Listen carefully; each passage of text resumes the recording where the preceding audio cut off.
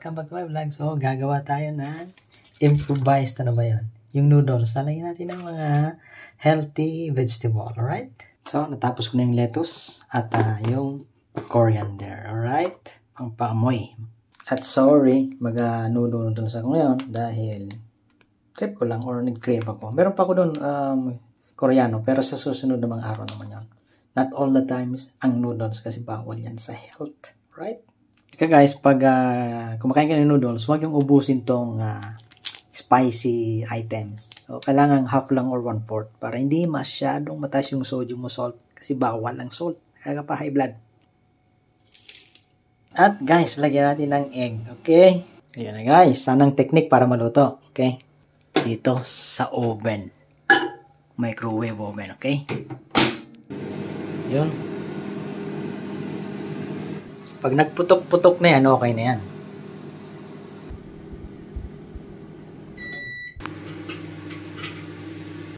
Yun, oh.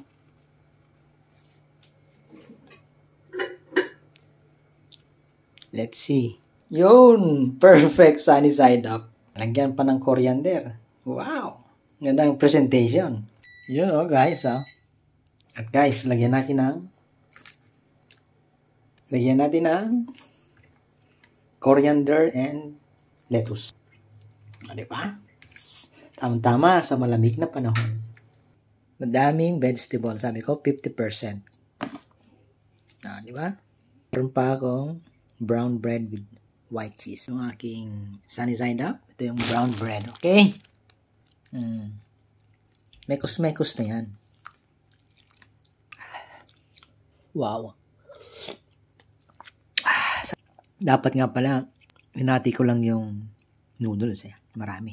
Pero sa normal tao yung hindi nagda-diet, gusto. Guys, birahin natin to. Baka tirahin pa ng iba. Ayos. At ito rin. Okay. Oh, perfect. Guys, it melts in your mouth pa. Oh. Ilagay na natin tong half guys para, of course, maluto na siya. Yun guys, sarap siya. Ninagdagan ko ng vegetable, ubos na. Hello guys, di ko ubusin yan kasi ayon sa study, sa aking kaalaman, ang noodles ay nai-stack sa ating tiyan o katawan ng 3 days. Yung karne 2 days, yung vegetable 1 day. So, mahirap to. Alright? So, ibinabasura ko na yung mga ganyan. Hindi na kaya pwedeng kainin. Bawal. At guys, oh, patunay. Ay! Yun, oh, patunay. Iyoko na. So, everything is done. And, alright.